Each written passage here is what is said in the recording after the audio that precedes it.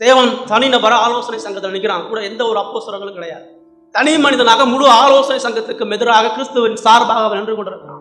அவனுடைய பிரசங்கம் முடிந்தவுடனே அவனை பல்லை கடித்து நகரத்திற்கு வெளியே தள்ளி அவனை கல்லறிவதற்கு எல்லாம் ஒன்று கூடி வந்துட்டார்கள். அவனுடைய மரணத்தினுடைய இறுதி நேரத்தில் அவன் நின்று கொண்டிருந்தான். அந்த இறுதி நேரத்தில் அவன் வானத்தை அண்ணாந்து பார்க்கும் பொழுது அங்கு ஒரு நிகழ்வு சொல்லப்படுகிறது. பிதாவினுடைய வலது பாசத்தில் இயேசு கிறிஸ்து நின்று கொண்டிருக்கிறார். முழு வேதத்திலேயே இந்த ஒரு இடத்துல மட்டும்தான் பிதாவினுடைய வலது பாசத்தில் இயேசு கிறிஸ்து நின்று கொண்டிருந்தார்னு சொல்லப்பட்டது. மற்ற எல்லா இடத்திலையும் வலது பாசத்தில் உட்கார்ந்தார் என்ற வார்த்தை தான் பயன்படுத்தது.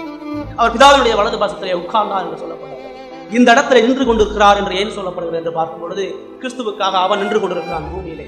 கிறிஸ்துவனுடைய சத்தியத்துக்காக சாட்சியாக தனி ஒருவனா முழு உலகத்தை எதிர்த்து அவன் சாட்சியாக நின்றான். அவனுக்காக கிறிஸ்து பரலோகத்தில் நின்று கொண்டிருக்கிறான். உட்கார்ந்திருந்த கிறிஸ்து அவருடைய மரணத்துக்கு முன்பாக அவர் இறங்கி ஸ்தேவானை கனப்படுத்தும்படியாக இருக்கிறான்.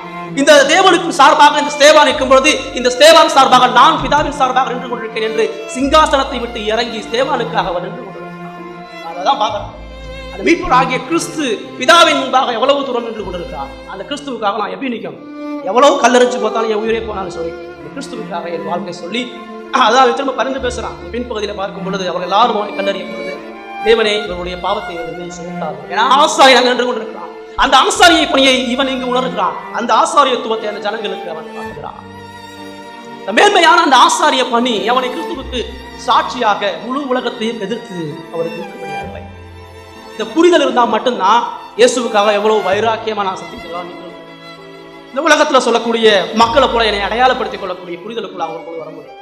தவறான கள்ள போதனைகளுக்கு என்னை செவி கொடுக்கிறவங்க நான் ஒருபொழுது இருக்க முடியாது. அதுவும் சத்தியமா இருக்கலாம், இதுவும் சத்தியமா இருக்கலாம், ஒருபொழுது நான் சொல்லிட்டு இருக்க முடியாது. எல்லா சபையிலும் இதே சத்தியம் தான், எல்லா இடத்துலையும் இதே பைபிள் தான், எல்லா இடத்துலையும் இதே இயேசு தான் சொல்றாங்கன்னு சொல்லிட்டு இருக்க முடியாது. வேதாந்தம் மிக தெளிவாக நமக்கு சொல்றேன். கிறிஸ்துவினுடைய மேன்மையான ஆசாரிய பணியை நீ உணர்ந்தா மட்டும்தான் நீ அவருக்கு பிரியமா பயபக்தியோட திருச்சபையாக. உபத்திரவ நாட்கள்ல அந்த சபை வந்துருச்சு. உபத்திரவத்துல கிறிஸ்துவை கண்டு கொண்ட ஸ்தேவான் மகிமையிலே எடுக்கப்பட்டார். வாழ்க்கையில பிரச்சனை உபத்திரவம் பலவீனப்படுத்தும் பொழுது அவரை நோக்கிப்பார். அவர் என்ன செய்தார்ப்பா, நித்தியத்தில் உனக்காக என்ன செய்து கொண்டிருக்காங்க, அவர் பரிந்து பேசும் பொழுது நீ எப்படி வீழ்ந்து போறேன்னு சொல்லுங்க. அப்படின்னா அவர் பலம் நட்டு போச்சார். நீ பாவத்தில் அவர் உனக்காக உன்னுடைய பரிசுத்தத்துக்காக வேண்டுதல் செய்கிறார். ஆனால் நீ பாவத்தில் விழுகிறனா என்ன அர்த்தம்? உனக்கு அவருக்கு எந்த உறவு இல்லைன்னா அர்த்தம். உனக்காக அவர் பரிந்து பேசணும்னா அர்த்தம்.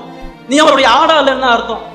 நீ அவரால் மீட்கப்பட்டவனா விசுவாசியா இருக்க பட்சத்துல உனக்காக அவர் பரிந்து பேசி இருக்கும் பொழுது எப்படி பாவத்தை மேற்கொள்ள முடியாதவனா நீ வாழ்ற? எப்படி உன்னுடைய வாழ்க்கையில இருதய கடினமும் தொடர்ச்சியான பாவ வாழ்க்கையும் இருக்கும்? அது கிறிஸ்து போயிடாக ஒரு பொழுது அப்படி கிடையாது.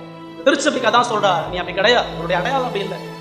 இந்த உலகத்தினுடைய பயமுறுத்துவதற்கும் ராஜாவினுடைய பயமுறுத்துவதற்கும் தோண்டு போய் நிற்காது. உன்னை சூழ்ந்து நிற்கிற பிரச்சனையை குறிச்சு பாவத்தை குறிச்சும் நீ ஒரு சிந்தையில இருக்கிறார். கிறிஸ்துவ நோக்கிப்பா அவருடைய மேலான அப்போஸ்தல பணியையும் ஆசாரிய பணியையும் நோக்கி பார்க்கும் பொழுது அந்த ஜனம் அவருக்கு பிரியமுள்ள ஜனமாக இருக்கும் என்று ஒருவேளை இந்த இடத்துல இயேசு கிறிஸ்துவை அறியாம இருந்தீங்கன்னு சொன்னா, உங்க வாழ்க்கையில ஏதோ தற்கால பிரச்சனைக்காண்ட இயேசு கிறிஸ்துவனுடைய வார்த்தையை கேட்பதாக வரேன்னு சொன்னா, நீ முதல் மனம் திரும்ப. உங்களுக்கு தேவையானது மிக முக்கியமானது இந்த உலகத்தினுடைய கனமோ பதவியோ வேலையோ எதுவுமே கிடையாது. இந்த உலகத்தில் உங்களுக்கு தேவையான உனக்கு நித்திய ஆசாரியனை கிறிஸ்து தான் தேவை. நானே வழி என்று அவரை தவிர வேற எந்த வழியிலையும் கடவுளுடைய சமூகத்துக்கு எந்த ஒரு மனிதனும் பாவத்தை உணர்ந்து மனம் திரும்பி இந்த மேன்மையான அப்போஸ்தலனாகி இந்த கிறிஸ்துவினுடைய வார்த்தைக்கு கீழ்ப்படிஞ்சு வாழ்றது மட்டும்தான் கடவுளிடத்துல மெய்யான நித்திய வாழ்வையை மீட்பை பெற்று. இந்த கிறிஸ்துவினுடைய ஆசாரிய பணி விசுவாசிக்கக்கூடிய மனிதன் மட்டும்தான் அவரால் மீட்கப்பட்ட மகிமையான வாழ்வை சொல்லுங்கள். மனம் திரும்பாதவர்களை கிறிஸ்துவை மனம் திரும்புங்கள்.